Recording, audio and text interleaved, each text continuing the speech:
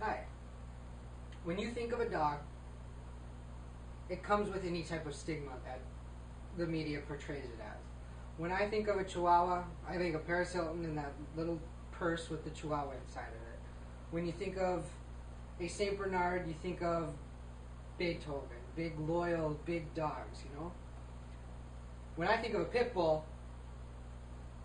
I try not to think of that negative stigma that the media has brought on by it. That negative stigma that it's a vicious, vicious, mean canine. I try to see it as the lovable, loyal creature that it actually is. Although I've never had a pit bull, I want one. I know many people who have them, and they do not get this vicious canine. They always end up with a beautiful, loyal creature. I'm here today to help banish that negative stigma that comes with pit bulls. Now, there are three types of American pit bulls. There's American Pit Bull Terrier. These ones are a little taller, a little less stout, and are the most common types of pit bull in America.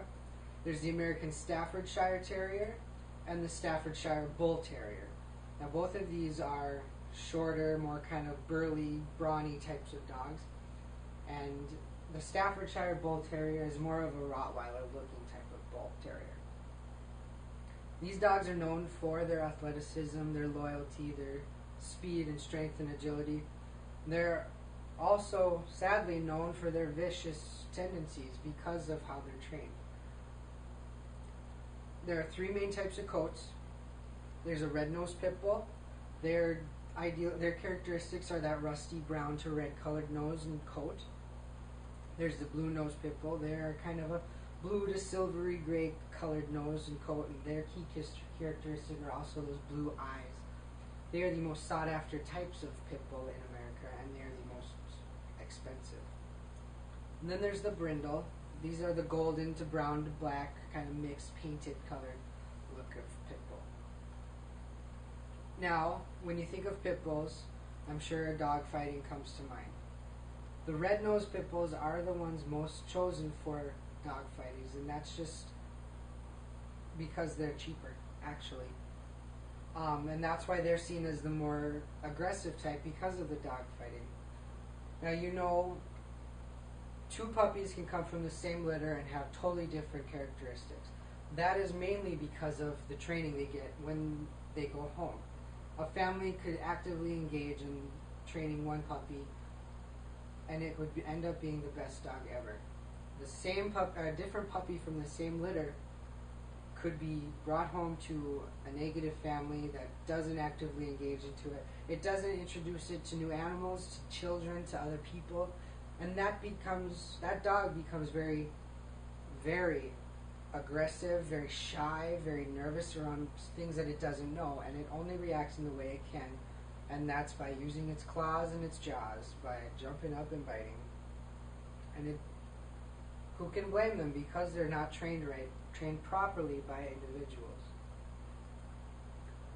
There are many different misconceptions about pit bulls, and these are the most common ones. That all pit bulls are bad. Pit bulls are not angry, they're not vicious. But another common misconception is that all pit bulls are good. A dog does not come out good or bad, it comes out pure and gentle.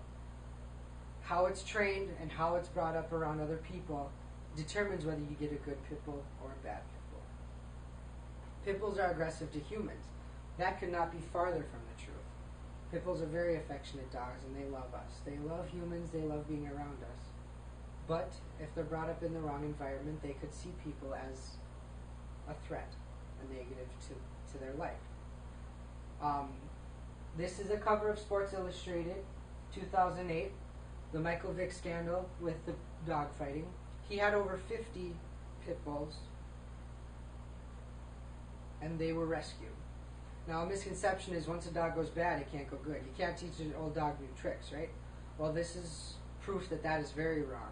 These pit bulls, of the 50 that were recovered, 49 of them were rehabilitated and are now in loving homes with new families and shelters.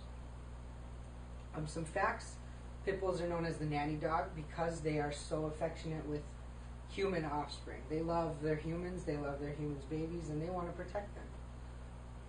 Pit bulls are very good search and rescue dogs because they love humans. They want to find us. They want to make sure we're okay. They're very smart animals.